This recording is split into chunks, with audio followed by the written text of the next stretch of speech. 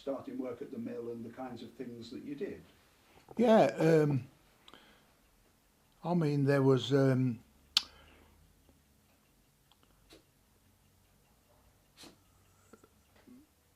programme on the telly the other week about the sands disappearing from Southport. And I remember fetching gliders that were stored at Southport, and we took them to Crookham Common near Newbury for assembling for after D-Day and that.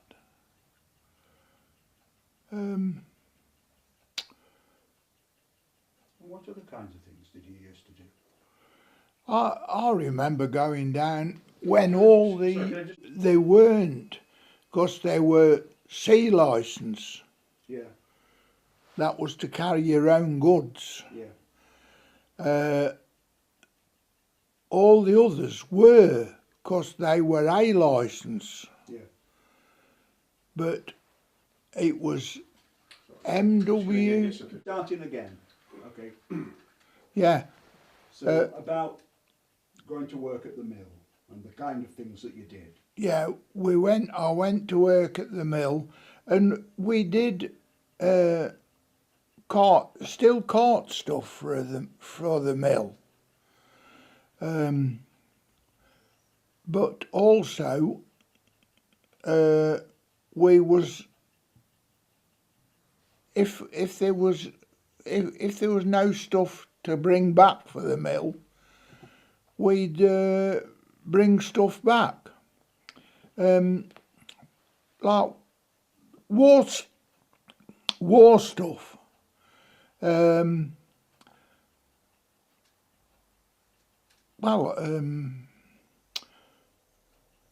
We'd go to the docks and pick up a load of butter, and it would go to cold storage in Derby. Also, there was we picked up one time a load of bacon that went to a cold store in Derby.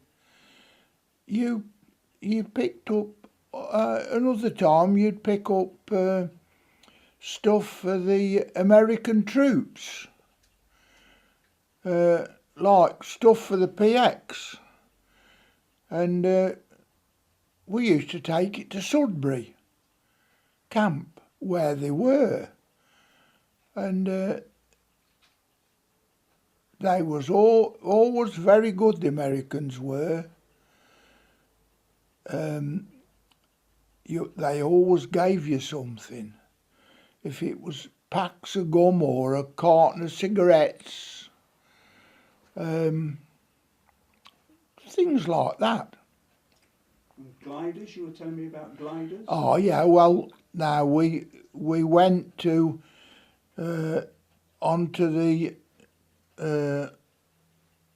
on the front at Southport, and these gliders were there in packing cases, and we took them down to Crookham Common near Newbury, and they was assembled there for,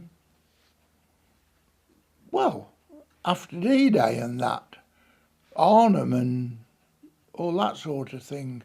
And also we was going down, and all the troops were living in the lorries and that in the streets down south. And then I remember going after D-Day, we went to Southampton docks, and I can't remember what we was unloading, but we was unloading something in the dock. It's in the warehouse itself, and there was a troop train in there, and they was unloading wounded, not walking wounded, stretcher wounded, and loading them onto this troop train while we was in this dock shed – unloading whatever, I can't remember what we took down, but we was unloading. But all this wounded, they were loading them onto a hospital train. And Aircraft to Glasgow? yeah, well, then we used to go up to Fradley Aerodrome. Of course, there was two MUs up there. There was there was 27 OTU, which was the training, and then there was an MU that serviced for them, and then there was a Civvy MU, and they packed these aircraft, and we took them to Glasgow for shipping to the Middle East. We took them to Birkenhead, and they unloaded them there with a floating crane. They went to the Middle East. We also took them to Middlesbrough, and they went to Russia on these Arctic convoys. And tell me about your working days or your working week. At the mill, there was no working. There was no thing like tachographs in them days. You could work whatever, if you'd got an important load, what did they call it, a 3-star, I think it was. It didn't matter to me, I was only a mate, but the driver could work until he dropped. So how long might he drive for in a day then? We used to go off in the morning at 3 o'clock, and you'd come back at 9:30, 10 o'clock at night. And what about if you went to somewhere like Glasgow? How long would that take? Glasgow, you used to load up on a Sunday morning, and they took you, an RAF dispatch rider, they took you to the Wolsey Bridges, the other side of Rugeley, where the Stafford Road goes off and the Stoke Road goes to the right. They took you to there, and then the police would escort you from there, from county to county, till they got fed up, and then you was on your own. But the first night we stayed at Warrington. The second night we got to Gretna Green. The third night you was into Glasgow. The fourth night you was in Glasgow again. The fifth night back to Gretna Green. The sixth night you might get home, or you might get down as far as Preston. It all depended what you was bringing back. I remember one time we brought a drive shaft from out of the shipyards in Glasgow for camel heads at Birkenhead. Now, we brought that home and then went back to camel heads on the Monday. Another time we brought a load of custard powder from Brown and Paulson's at Paisley. Another time, when we went to Middlesbrough, we brought a load of salt. This went to wholesale grocers. We never got no Brown and Paulson's custard powder, because that was short during the war, but we did get packets of salt, which was no good anyway. But what would you have got What was the pay like then? I've got something about 7 and 6 for every night away. Oh yeah, you got 7 and 6 for every night you was away.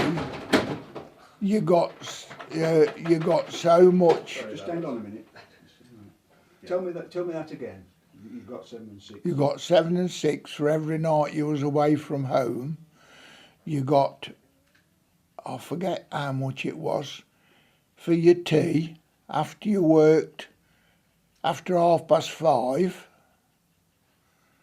And that helped pay for your tea, like. I mean, we used to know where to go. I mean, when we was going up to Birkenhead in the morning, if we was going up with mill stuff, we always called it a cafe opposite Camel Head shipyard, and you always got a good breakfast there.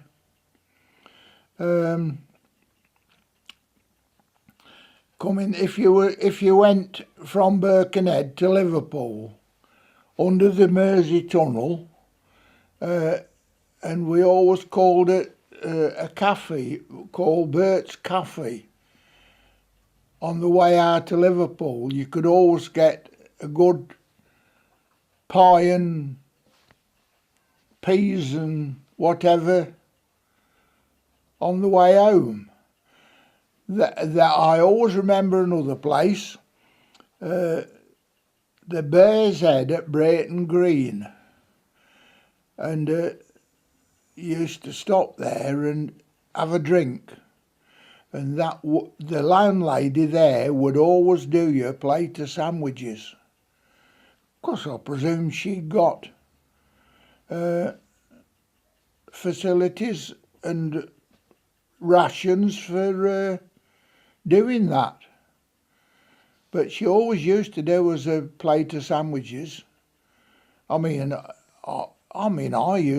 only a kid of 16, but I used to drink. I'd have half a mild. And my driver always liked his beer, like. And I mean, there was no drinking and driving in those days. Can I just take you back to school then? And you were telling me about The evacuees. Yeah, we'll come on to them in a minute. You were telling me. Well, we used to stand out in the playground, and you stood out, two of you see. There was only the ones out the top class,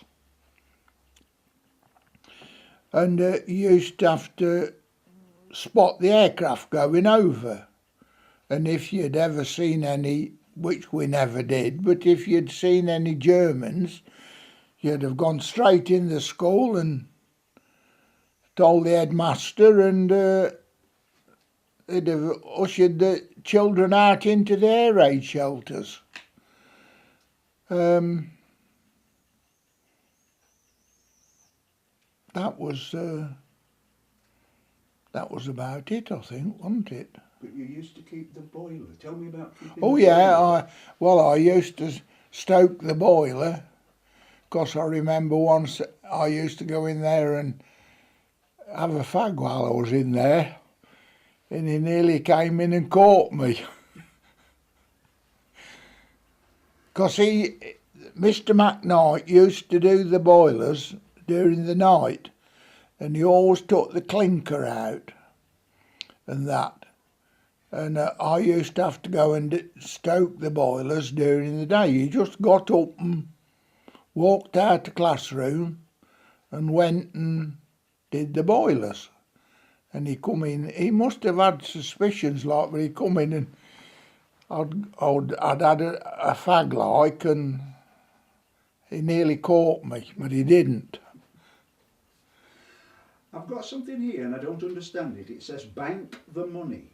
Oh yeah, well, we always used to go, there was like a penny bank, and we used to go and bank the money at the post office.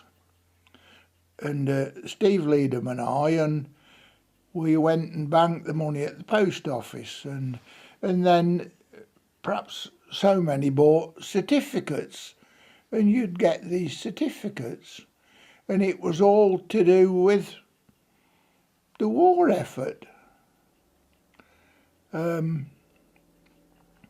mean, there was a bit on that other thing they said about Mr. McKnight taking the class onto the canal when it was frozen.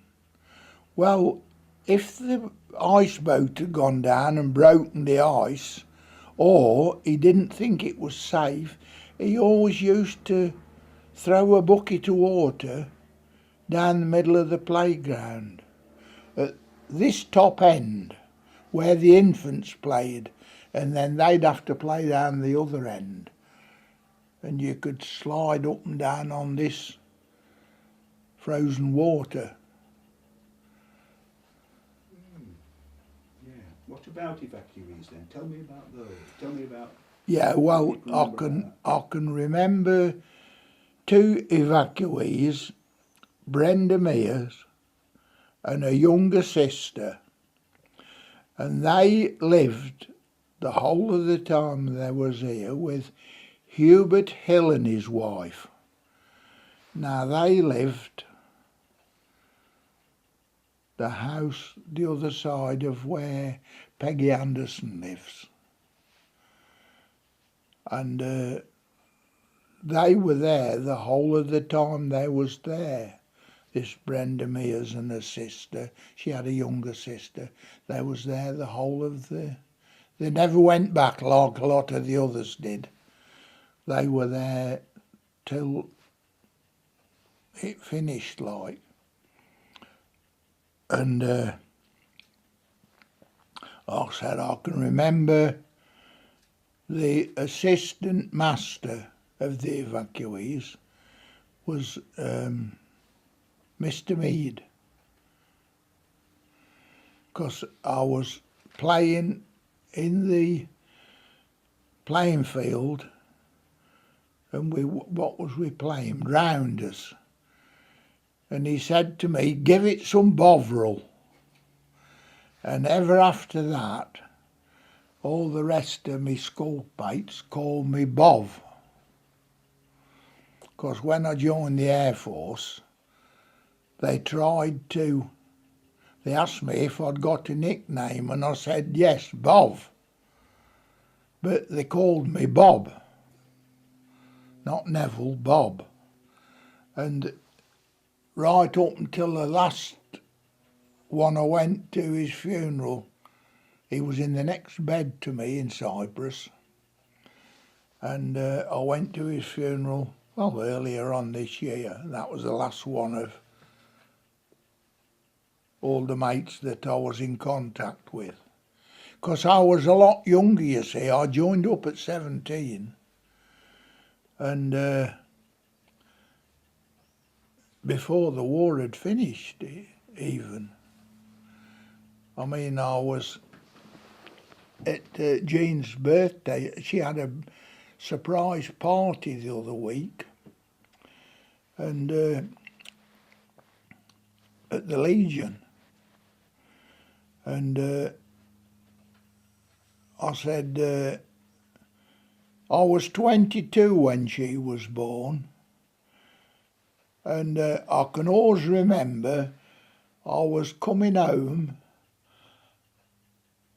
and I had my 20th birthday in Egypt.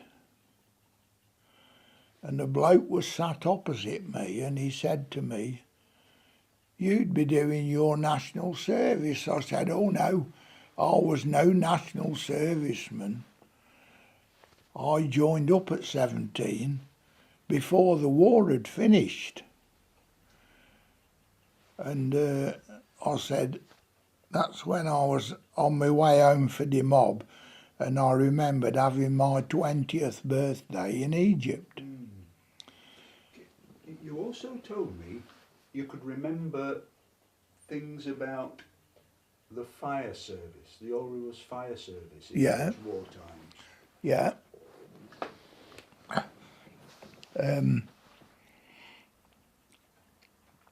We used to go into, well, where the fire service where it was, up the Dragon Alley. It's knocked down now, the building where we slept, but I think it's a bottle store now, isn't it? That's where the fire engine was kept.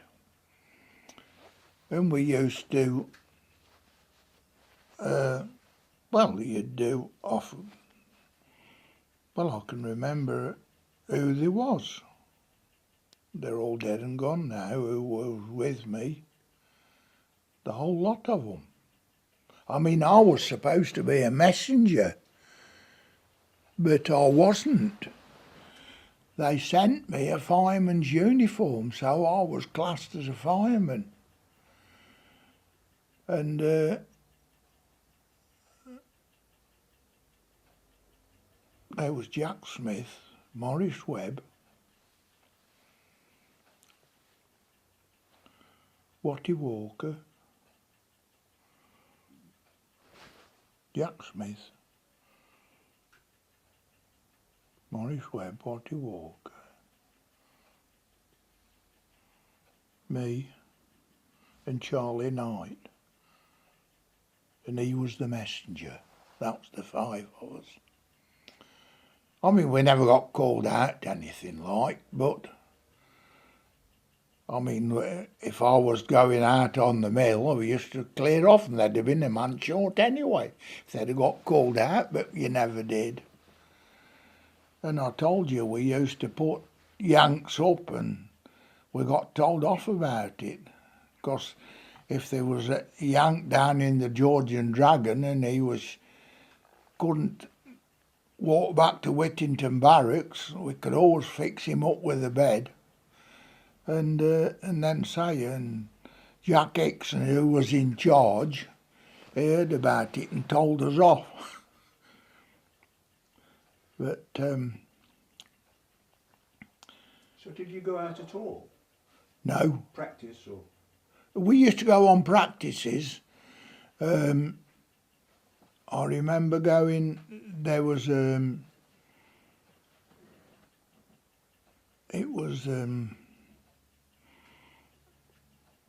backside of Lichfield, and there was some undergrowth, and the fire had got into this undergrowth and it was burning underneath.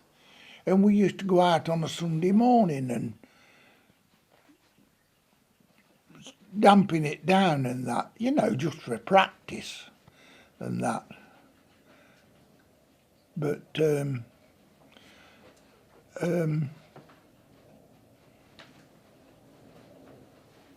hang on, I'm going to sneeze. Yeah, I was going to say. Makes sense to me. Go mushroom picking. His dad and Devil Dolman.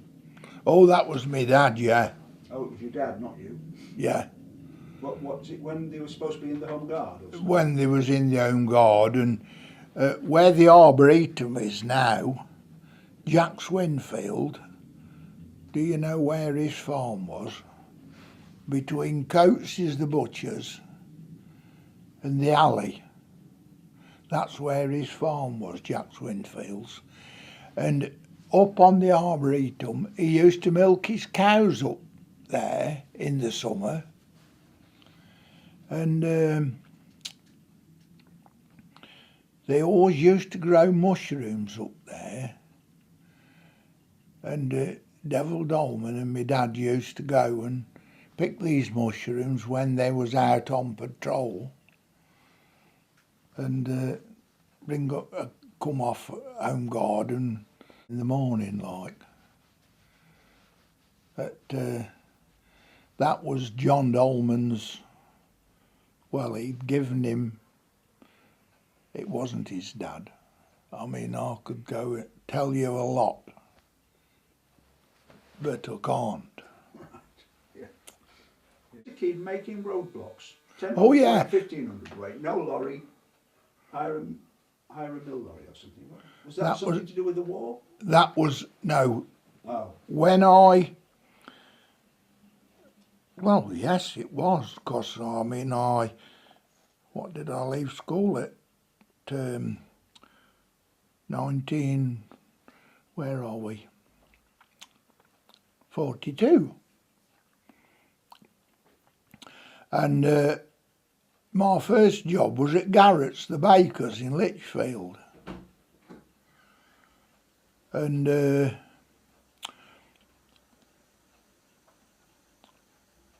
I started work at Garrett's, the bakers, as a Saturday lad before I left school. And I used to go with the village baker. That's where I learnt to drive. I went with him and helped him, because he lived in the village. He lived in those row of houses between the paper shop and, you know, there was 4 there, I think, isn't they? He lived in one of those, and he kept his van opposite where it used to be Tommy Turner's, the bakers. It's just past where Hart's the garage was. You know, it's hairdressers and Chinese, isn't it, now? It was just past there. That was Tommy Turner's, the bakers. And he kept his van up there. I used to go with him on a Saturday morning, and I think I got £0.50 for all day. Well, when I left school, he got me a job at Garrett's, the bakers.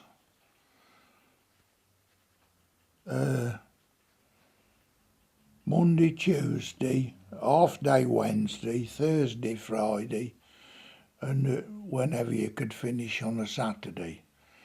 And my money was 12 and 6 a week. What's that? Something and a half pence, isn't it?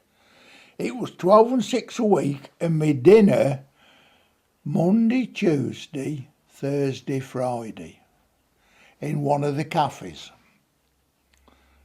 And that was, I mean, my mother used to have the 10-shilling note, and I had the £0.50 and whatever else, because you could always get pork pie and so many cream cakes, and you could buy them at trade price, you see.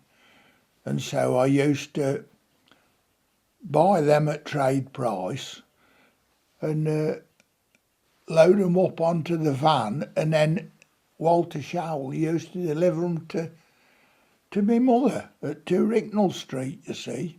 And then I'd deliver them to my mates, different mates' mothers and that.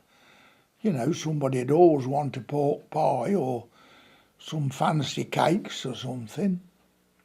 And so you'd make a bit on it, just coppers like, but that was it. I'd left school, and you know where the Scout Hut is? Well, that was the Working Men's Club. And the steward was Sid Walker. Now, he lived down Park Road. And he worked for, and the Working Men's Club was Jimmy Leavesley, Old Man Leavesley. And Sid Walker worked for him. Now, there was a billiard table upstairs and darts and dominoes. Well, I was interested in the darts and the dominoes, but I was never interested in the snooker table or the billiards. And he asked me if I'd run dances on a Saturday night. And it was 6p each for girls and anybody else that wanted to go in. HM Forces free. And there was 1 or 2 village girls, met the future husbands there. And I used to put the records on And it was all right. Like, I mean, I enjoyed it. I'd always been interested in music, like, and I didn't have to pay her. And all we're going to do is chat. Remember when Graham and I came round before, and we were just chatting about the war and so on. We're thinking about the village school. I know you told me the story about you having a crafty fag and Mr. McKnight nearly seen you, but can you cast your mind back and tell me what else you remember about being at school, about the teachers and the sort of things that you used to do? Well, I remember getting sent at the infants to Mr. McKnight with Norman Venables. Now he was the same age as me. I think he's still alive, but he went to Canada and got injured. And I tried to inquire about him because there's most of them dead now. But,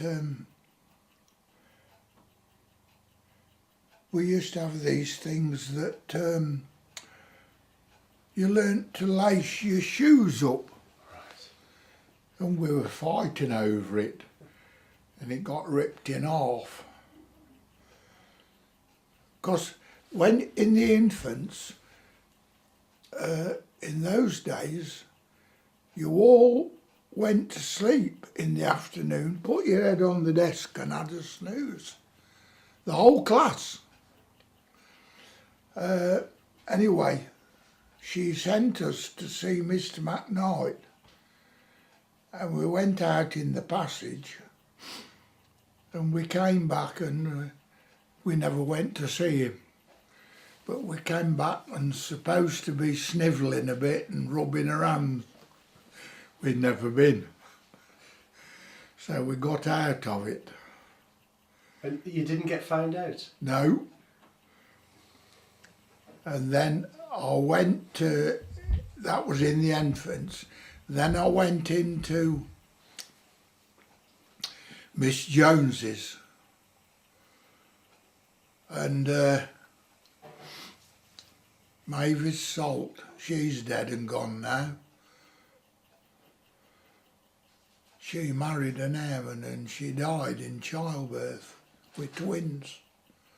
She was the youngest of three. And please, Miss Nev Ferris, is not me book on the floor. And I got sent for the cane. And that was the first time I had it. Then I went to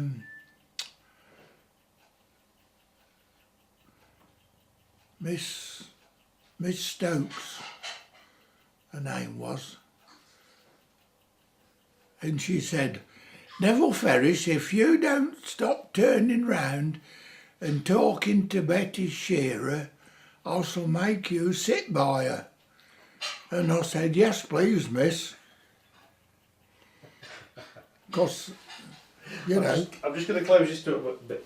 Jean, do you mind if I just close this door a bit? No, It's okay. She,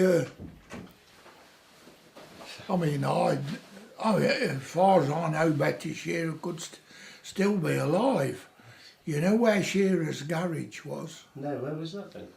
Just over the Bell Bridge. It's all derelict. Oh right, I know, yeah. It was open. Oh, since we've lived here, or was it when we lived at Burton Road? Anyway, I mean, she was quite a looker. Alf Shearer worked for Jimmy Leavesley at Aldous here. And then when Leavesley expanded a bit,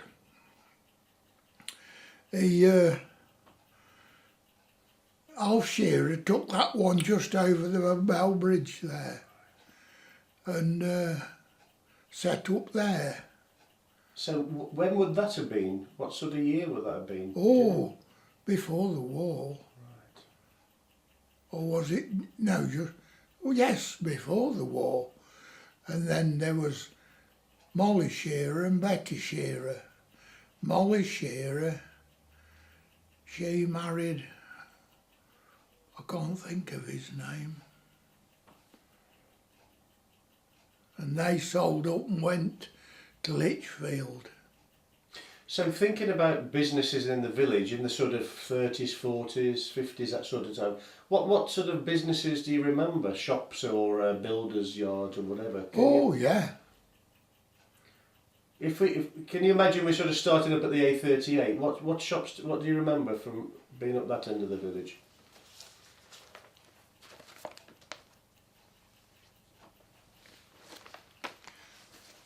Right, yes, I've seen this. Yeah. It's good, isn't it? Do you want to? I want to put these on. Because I've got lots of glasses. One for watching the telly, one for reading. Yeah, these are. I've got bifocals as well. That's age for you.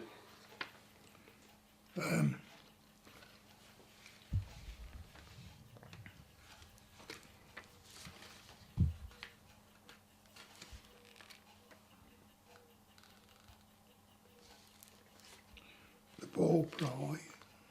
Do you remember the Paul Pry at all? Yes. Because I've spoken to a lot of people about it, but nobody seems to have been inside it. Did you ever go in it?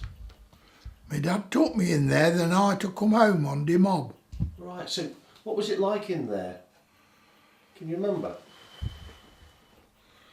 Jean used to go when she was a little girl, and we lived in that thatched cottage in the alley. She went to my mother's, because they lived at 2 Ricknell Street, and she always used to fetch me dad. She didn't go in the pub, she went to the off-licence. My mother saw her across the road, because it was no dual carriage, well, it was just A38, and knocked on the window like and tell me granddad his dinner's ready. And that was it, like. So do you remember, was it sort of a fancy place? Because it was a hotel, wasn't it? Yeah. Well, I mean, there's these here.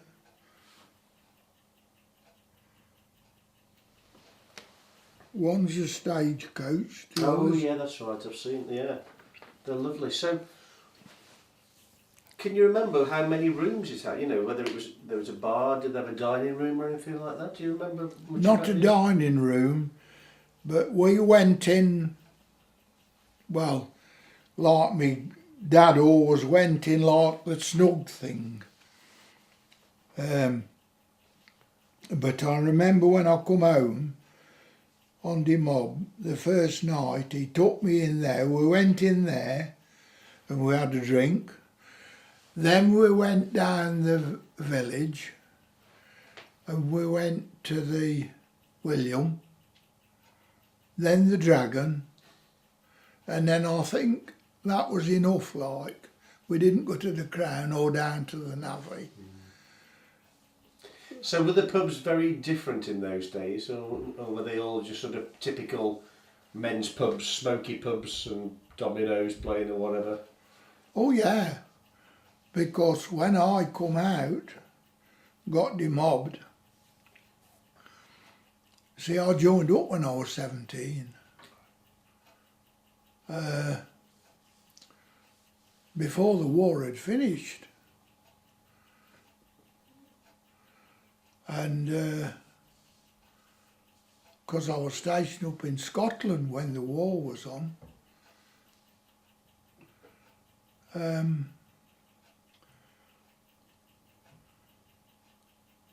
was at 260 MU between Perth and Dundee. It was Errol. No, that's where I was stationed. And I had an uncle, my dad's brother was in Perth. And I used to go to Perth on a Sunday. I used to go on a Saturday and knock about with my cousin, Norma. She's dead. I'm still in touch with one. There So did your dad used to live obviously lived in the village all his life, did he? Was he? Yes.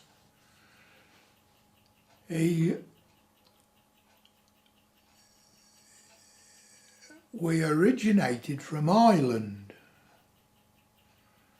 That's where my dad was born, in Larne.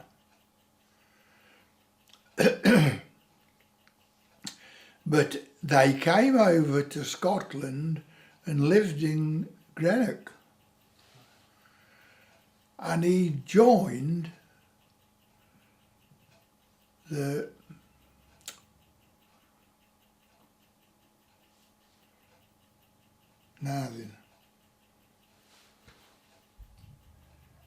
it was oh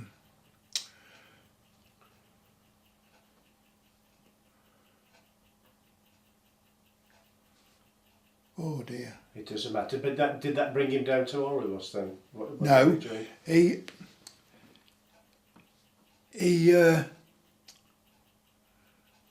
loved Scouts. That's what he joined. And he went to France. And he got wounded. He lost a piece off his face and a finger. Because when Janet and I were first married, I can always remember, my dad used to wear a pair of gloves. And I can't remember whether it was right hand or left hand. Yeah. But he always had a pair of leather gloves on, fingers flapping about. Are you alright? Do you want me to stop a bit? No. You sure? Oh no, not long last I know.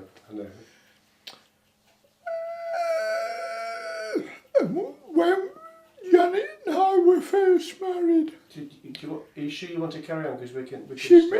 knitted him a pair of gloves with the finger missing. And he was highly delighted. That's nice. But,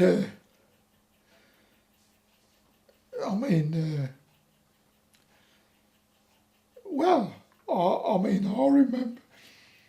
remember coming on leave once, and we lived at 2 Ricknell Street, you see, and the police station was at 1 Ricknell Street. Well, it was Charlie Baines there then.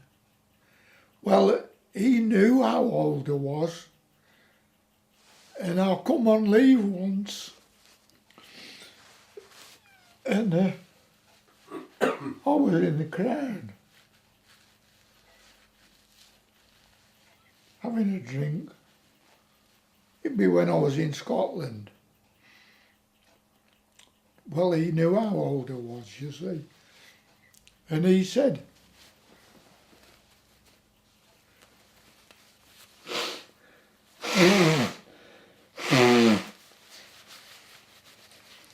they moved him away because he was messing about with a young girl. Moved him Burton away somewhere. But anyway, he come in the Crown, you see, and he said, Neville, if you're old enough to fight for your king and country, you're old enough to drink. So you were 17 then, were you? Yeah. Yeah. You know how old, because I joined up at 17. And that's fair enough, isn't it? What was the Crown like in those days? Could you remember, has it changed? Obviously it's changed a bit, but can you remember what it was like in there? I can remember when it was Manny Bradford. Now, he used to be the blacksmith after old Ayres was. But I can remember when he kept the Crown, and he used to race greyhounds, you see, and I used to walk his greyhounds. and I used to sit with his wife because he went greyhound racing in the week, and he used to give me he'd delve in his pocket and fetch a handful of pennies and halfpennies out, and he'd give me them to feed in the one-armed bandit. I mean, you'd lost them all anyway. But used to sit with Mrs. Bradford for company, because there'd be nobody in, and then when it was perhaps getting dark, I used to leave her when she got some customers in and run home, you see. So how old were you then? Oh, I was only at school. Right. But, I mean, he used to, because all that car park and that was all sheds up there. And the greyhounds were kept round in the garden. You see, it's all altered now, isn't it? But up the back where you live, there was sheds up there, and he used to borrow Teddy Mellor's, because you know where Mellor's farm is. Well, he borrowed Teddy Mellor's horse and dray, and we used to go up Catton Hill, and up the roadman had left all the hay where they'd mowed it with, I mean, they never had these, it was all scythe and that, and they'd left it all there, rooked up, and then he used to fetch his, with Tommy Mellor's horse and dray like, and I used to get sixpence, I did. But get a that load of your mates to come and all, and they'd give him a penny a piece or something like that, but I got sixpence. So when you were a kid, what sort of things did you used to get up to that you can tell me about? What games did you play, or where did you have your fun? Because obviously there was no TV or computer games or anything like that. So what sort of things did you get up to when you were a kid? Oh, when we was kids, we used to go down Kirkland's Lane. Where's Kirkland's Lane? Oh, you go down the bypass as if you're going to the Arboretum, and just over you've gone over the island, you look down to the right, and there's some steps, and that goes down to Kirkland's Lane.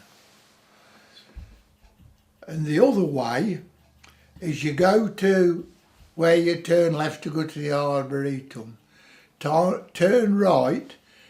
Now somebody asked me the other day, where's Barleycorn Lane? And I had to tell them, oh villager, it's where you turn right to go to White Murray. You know where that Whitemore, whatever they call it. Whitemore Lakes, isn't it? No, oh, all that now. Yeah. Well, you turn right and go down there, and then you turn right down there, and that's Kirkland's Lane. And we used to go down there playing. And, you know, you'd go smoking in the... Well, we picked an old... It'd come down on the floods once, because the floods used to come. I mean, I worked at White Murray, at the farm, and I remember you couldn't go down Croxall Road, you know, to the where you're going now. Well, not the road now, the old road. You couldn't go down there, because it was all flooded. You couldn't go down Kirkland's Lane. I used to have to go over Brook Hay and come that way to get to work, because I worked at Foden's twice. I worked once on the pig farm, and I worked once on the farm itself, like. So what games did you play when you were down there, apart from having a crafty smoke? Oh, just... Well, I mean, there was old man Perry, used to go, he used kept a cow down there and milked it. You know, go on a bike with a churn and milk this cow. And that. We used to go, I remember us going to, nearly to Whittington. Used to go, you know, you'd go watercressing up in a brook up there, nearly to Whittington. And you'd go miles and miles and never bothered like. You'd be safe. Oh yeah. I mean, nobody bothered you in them days. So as you got older, what sort of things was there to do for teenagers in the village? What kept you busy as a teenager in the village? Well, I mean, I was at work. I was at the mill one time. Oh right, tell me about the mill then. I was on the big lorries at the mill. I think there is a picture in there, isn't there? There's one somewhere.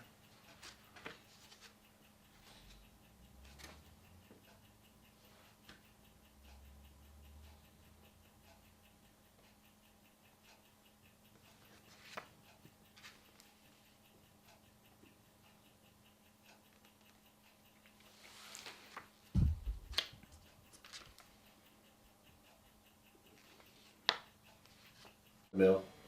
Well, I used to go, we went off, 3 o'clock in the morning, and you see, they were never nationalised because they were C licence, but we were, it was Ministry of Water Transport, MWT 9T3, that was the number, and that was at the other side of the Marley Tiles. Henry Hawker's there, and you used to have to report there. You know, if you got nothing on mill work like, you went there and then they'd send you up to Fradley Aerodrome, to the CVMU where they pack the Spitfires and that. And we went to Birkenhead. They went from at Birkenhead they unloaded them with a floating crane off the lorry, and they went to the Middle East, Glasgow. They went to the Middle East from there. Middlesbrough, they went to Russia on the Arctic convoys. And but like the mill, we used to take, you took wheat up to Birkenhead, unloaded it at Buchanan's at Birkenhead, and then you might go across to Liverpool to load stuff up to come back.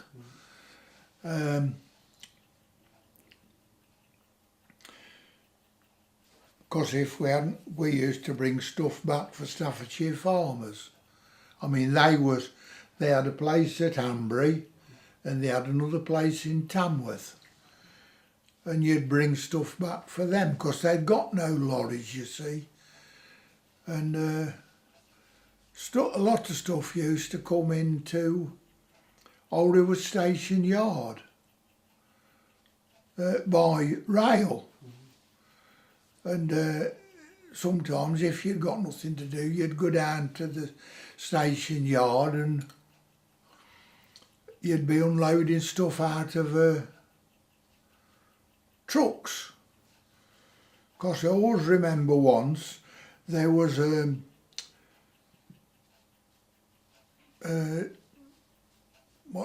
Gandhi Williams, they called him. He was the co-op coalman, and he was backed up to a truck loading coal up on his, filling the bags and loading them on his, and there was a train in the station blowing off steam, and the horse bolted. And all he could do was shouting and shouting. He didn't jump out the bloody truck and chase after it. Well, I was on one of the eight, my mate and I just jumped off the lorry and grabbed the horse because he would have come out and straight across the A38, and well, there wasn't much traffic then, but it could have been a bad accident like, but I grabbed him and brought him to a standstill. Then I give old Gandhi a right telling off like. But he used to come back at night, and you'd get back at night and there'd be a load of them round the village, all round the War Memorial and that. And Doreen, do you know Doreen? What's the second name? Arkham now. Yeah. I do. I used to say, come on Doreen. I used to take her home. Well, she didn't live where she lived now. She lived in the other end. And Jazz Hill, the cobbler, lived in this end where she lives now. We used to have a good snogging session with her. And then I used to go home, you see. But they'd all be there and bloody going to take her home like, but I used to come from the mill and take her home, have a good snog with her, and then... So what was your job you first did when you left school? Because you would have gone to the village school for all of your time. Oh, when I first left school,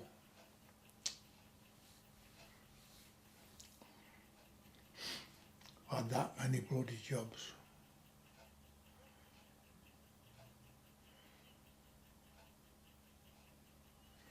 Did you get any help at all from the school about getting any work? Oh, the first job I had, yes.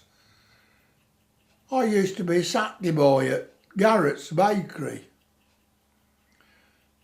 And I got £0.50 on a Saturday for that. Well, Walter Showell got me a job at Lichfield. And he used to leave his van in, well, there used to be a baker's in the village. It's, you know where Art's garage? Well, it was there, next door. It's been all sorts of things, hasn't it?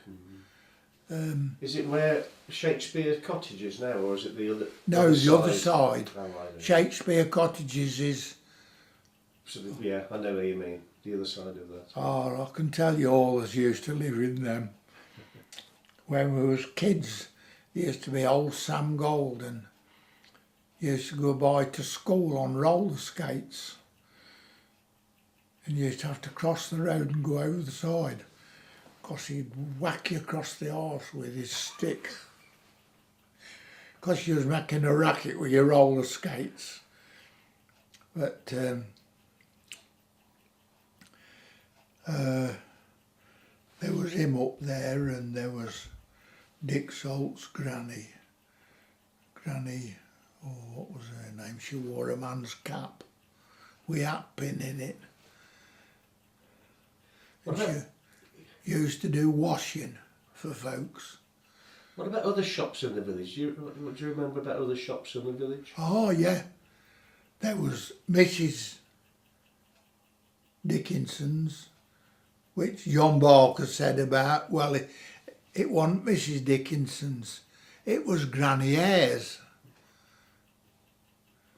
That was the first one. And then Mrs. Dickinson was her daughter. She took it over. Then you come down Co-op, because I can always remember my mother would say, call at the Co-op on your way from school and, get so and so. And don't forget the ticket, divvy ticket, 18044, that was her number. But you didn't have to remember Fred Smith was the top hand in the Co-op, and he knew everybody's divvy number, and he'd give you what you wanted and give you a divvy ticket, because you have to save them, and then got your divvy, didn't you? But anyway, the Garrett's Bakery, and I got 7 and 6 a week. And that was in Lichfield, was it? Garrett's Bakery, yeah. And what I could fiddle, because some of my mates, well, my mother would like a pork pie, so I'd get a pork pie, and another mate's mother would like a cream sponge, and I'd get one of them, and I'd load the local van up with stuff. He'd think I'd paid for it. Well, I'd knocked it all off. And he'd drop it off for me. And that was it. And you went for your dinner every day at Tamworth Street. Now that's where Hindley's is now. And you went for your dinner on a Monday, Tuesday, not Wednesday because it was half day closing, but we used to go on a Wednesday and all. And I thought you'd have half day off. Oh, we've got to work overtime. So we get a dinner on a Wednesday and all. Then Thursday and Friday, and then Saturday you could whatever time you finish you could go like. But I had a cart, and I used to, my first job was the George Hotel, morning rolls. You had to run across there with the morning rolls for breakfast for the guests, you see. And then Angel Croft up there. And then the Cathedral School up there. And then you delivered all your morning rolls, and you could do that running, you see, with a basket. And then you'd start stocking up the cafes. And there was Market Street, and then Tudor Cafe, Tamworth Street, and the handcart used to cock up, and there'd be all cream cakes and that in a ruck in the back and that. They did put a wheel on after I left, because you used to have to go down to the YMCA at Trent Valley Station and take stuff down there, and then there was another one at the back of it's where Specsavers is now. Because I've said, I remember that when there used to be a YMCA up there. They used to take stuff round there. So you'd be kept fit going all around Lichfield, wouldn't you? And anyway, I got 7 and 6, and I thought, I've had enough of this. So I packed it up, and I went to Mr. Kidd. Now he lived where Lines is, the She's a Dutch girl, isn't she? Oh yes, I know. In Fox Lane. Yeah, Yeah. just in Fox Lane. Yeah. Mr. Kidd lived there. I went to work for him. We did quite a lot of jobs. We put a pipeline in across. You went right to the end of the brick wall, Kings Bromley. You know, there's a cattery there and that, didn't they? Well, there's a track across the fields there. And we went, and there's a footbridge over the river there. Well, we put the footings in for the pipeline that runs from Blithfield Reservoir to where the tankers run out of.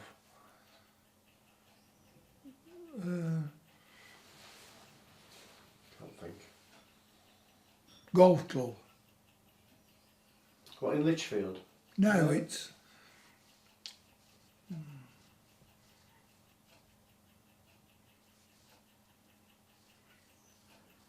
Oh, not Whittington Golf Club. no, not Whittington. There's what's the name of it? Anyway, it's the waterworks there. They run these big tankers out there. Right, I don't know. So was he a builder or this? Mr. Kidd, Yeah. he was a civil engineer.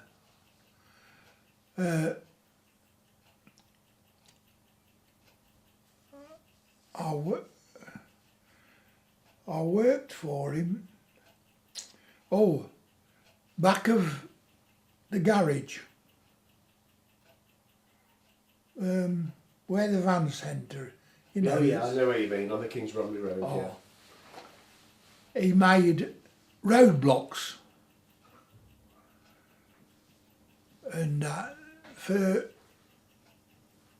put them all strategic points, Strategic, didn't right. they? Yeah.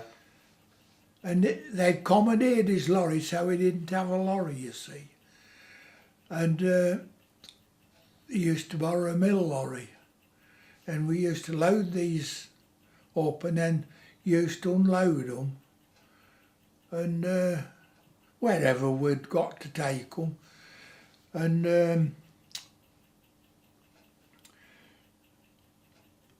of course, like the old, well, you used to drop them off onto a couple of old tyres so as they didn't smash, and then upend them and then, you know, put them where they were.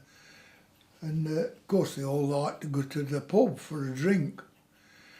Well, I used to have to sit on the back of the lorry. I mean, I was only just a kid and I didn't want to drink. I wanted to go to scout camp at Boder's Air, because I used to bike there on a Saturday. And So you were in the Scouts then? oh yeah, So what was that in Orrewa Scouts? yeah. So tell me about that, because nobody's told me anything about Orrewa Scouts. So sort of where did you used to meet and what sort of things did you do? Oh, well, it's where the, you know where the chemist is? Well, that was Malabar's garden there to the farm where the chemist is now. And up the side of there was some steps. And the scouts met up there. And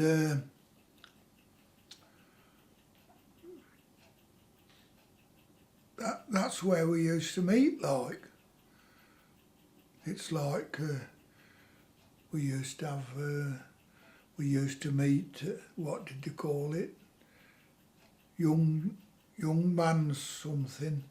And we used to meet at not at the vicarage, this part of the vicarage, you know, the old vicarage. There's a piece and it come down a step onto the, well, opposite the mill stream there. And we used to meet there. And the curate come once and we was playing for money. So that was stopped, closed down. That was it, finished. But, I mean, you used to go, well, down Stratfold Lane there. You know, there's all this controversy now, isn't there, about the bridges and that. They want to get money for them and that. Well, everybody used to, that was the height of the village. Everybody went down there in the summer. They went swimming. And they used to get an old scaffolding pole and put it across the bridge. And then them as could swim, you see, they used to have bags of straw and on this pole, you see, and say who could knock one another into the river. Because Jack has lived opposite, he's dead and gone now. He used to go down there swimming. And Old Man Knight used to go down. And he used to have his pipe on. And they used to splash by him and put his pipe out. And we used to go down and, you know, you'd play there. And you'd go across the fields to the shallows. Because I remember getting pushed in there and I couldn't swim. And I went in and I was up to you, sort of thing. And I managed to get out like, but that put me off going to the shallows. You know, so one of the big lads had pushed me in. But now what else? I'm just thinking, just you know, to finish off, because we'll finish in a minute. Just any more about. Well, what we're looking at is you've told me about school. Can you remember any more about the shops? Can you tell me what the old chemist used to? Not the chemist now, but where the chemist used to be. Yes, it was opposite. Oh. Is it the one that was the one on the corner of Post Office Road? Oh, that's it. I forget who lives there now. But it used to be opposite the Dragon, isn't it, like? And that was the chemist, Mrs. Parton it was. And of course I remember once Harry Morby kept the Dragon, you see, because I did a lot for the Dragon. Well, when I first got demobbed and come out, I did a lot of, I was secretary, sports secretary for the Legion, and I used to do the dances, and Fred Smith, he used to do the whist drives, and I was friendly with the bloke. Well, he's dead now. He went to Australia. He did come over twice to see me, but then he died, and that was it. I don't know whether his wife's still alive, because she was a bit of a flighty bitch, like. And I used to take her outside, give her a good snogging, and then go back in and go and see to the dance. And well, taking the money on the door, but I used to say to my mate, here, look after the door and manage yourself for a bit, and I'll want to see Bella outside. Of course, Harry had warned her, he said, if anything happens with that lad, I shall hold you responsible. So that was it, like. But he never did catch us. You're a bit of a bad lad by the sound of things. Well, I mean, what?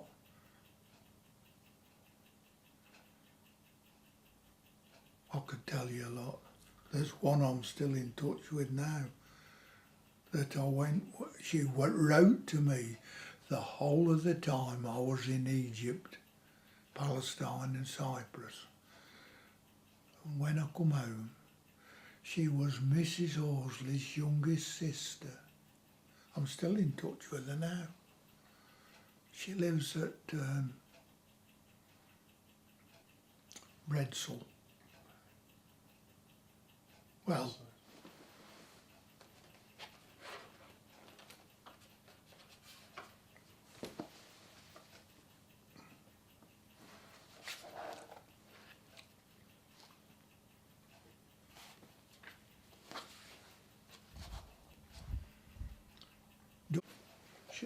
she wrote to me. She even wrote and told me she got married. Anyway, I went into the cafe one day and she come out the back. I sent her a birthday. I had a birthday card February on my birthday. Exchanged Christmas cards. So what do you remember about Revell's Cafe then? Oh, I remember it being sold up. I remember a load of Yanks being on there during the war, and one Yank giving me his address to write to his parents in America and tell them he was all right. Well, I did do, because he couldn't write, you see, but I never had a reply or anything, but I did write. So what was the cafe like? Well, that big, there was a big shed and the car park and that, and then Leavesley stuck it all over, didn't they, to do the showroom and everything. But I remember when they sold up, they put all the stuff out on the car park, you know, and folks just went round and then bidded for it, I suppose. But that was it. So what sort of things, was it just sort of cups of tea and cake or something they sold? What was it? What was it like? No, I think they did, in the cafe they'd do like cyclists on a Sunday afternoon and that. Same as like Dolman's shop, where it's the dentist now, isn't it? Well, that was Dolman's shop, and they had a place at the back, and they did cyclist teas on an afternoon. You know, because there'd be these cyclist clubs out, wouldn't they? I mean, they used to have these time trials, didn't they? But I think they've stopped them now. So that would have been the sort of popular place to go for the cyclists. But well, now shops. There was Mrs. Ayres down here, which finished up as Mr. Dickinson's. Then there was the Co-op. Then the other side, the post office. There was a shop there between the post office and Orm's house. There was a shop there. There was another, there was Mrs. Wright's wool shop. That was just this side of Coates's. That's all gone, you see. Then there was Dolman's shop, and then there was,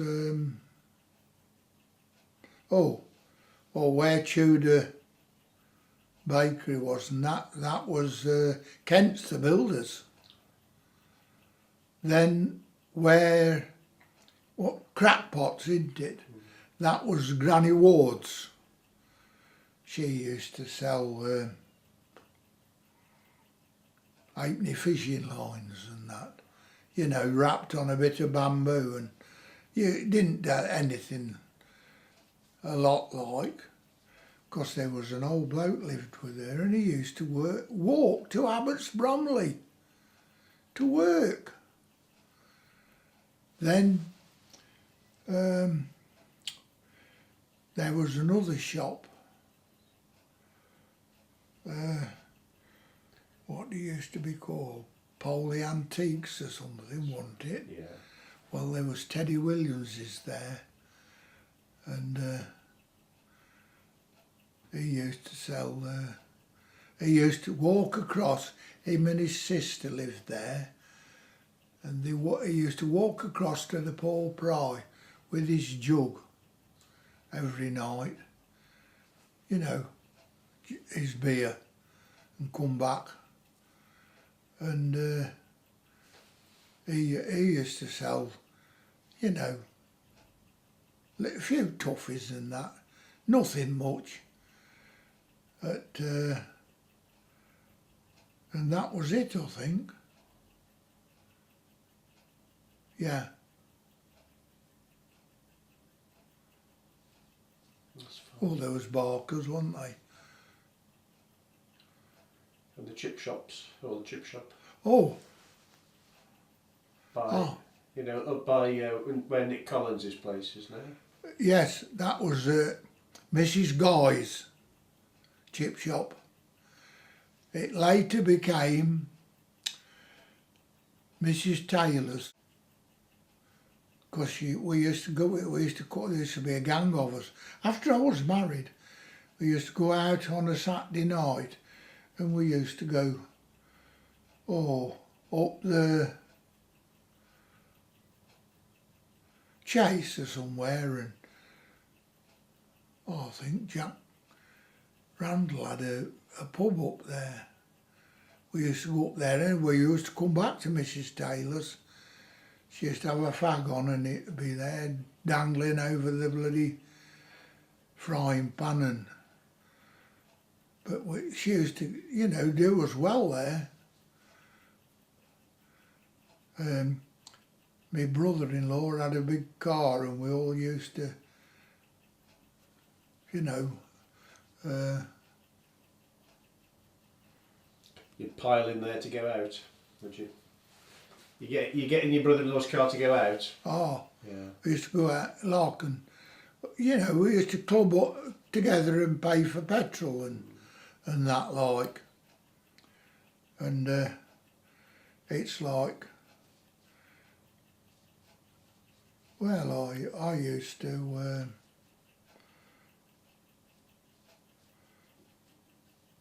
I used to go,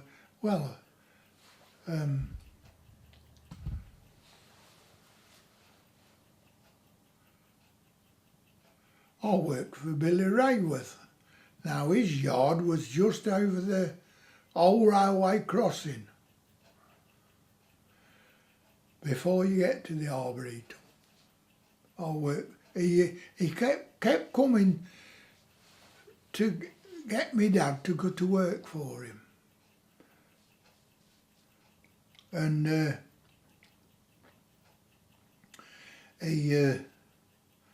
I went to work for him, and he was jobbing builder like, you know, but I fell out with him. I mean, we was working one Saturday at Midland Joinery, putting concrete beds in for machinery and that. And he sent me to mash the tea. And I thought, I've had enough of this. I didn't mash no tea. I went to the bus park, jumped on the bloody bus. You hadn't had your money then. Saturday afternoon, you didn't get paid till you got back, see. So I went down to Agnes, because he was down Burton Road there, see. And I thought you were supposed to be working. I said, not very well, I had to come home. Gives me my money. I got a right telling off on the Monday like, because he used to come out. We always used to congregate on the corner there, you see. And he used to come out and he'd look down the road and see us there. And we never used to move. There was all of us that worked for him there. And I always used to, Betty Malabar went to Burton High School. Well, I was always keen on Betty Malabar. Always liked to wave to her because she waved back, you see, out the train. And we'd never go until the train had gone, you see. And when we got there, he'd come out and the bloody bacon fat would be running down his chops. And he'd say, can just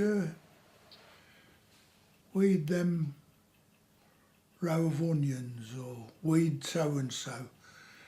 And the one lad, he's dead now, he was an air gunner, he went in the Air Force before me. He said, look, we don't come here to do your bloody gardening for you. Get your bloody jacket on and let's get off. So that stopped the gardening lark. But, I mean, the one, Bill Olsherbrook, he lived the other side of Eddingale. And Jimmy Leavesley, he was supposed to go up tomorrow to join the army. And Jimmy Leavesley and Billy Rayworth had got him off. And I had to bike to tell him not to go, to come back, to come to work as usual. And I went on a bike and, you know, I didn't hang about. And what did he pay me? Half an hour.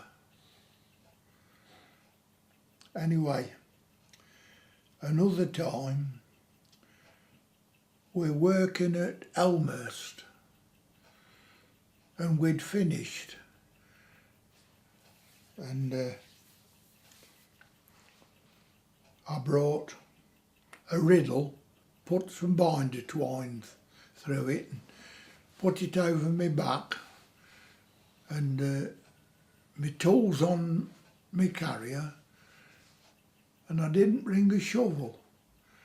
And it was his brother that was working for him.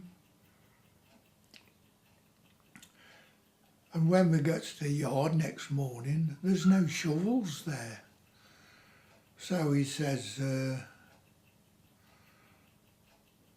I says, I'll nip to Elmhurst and get one. It won't take me long. Up the canal, you know, on the canal side here. Up the canal side, through Fradley Junction. The other side of Fradley Junction, across, and Elmhurst gets this shovel, ties it on my crossbar, and then comes back. When he comes back, he's waiting for me. And gives me a right rollicking. And I said, look,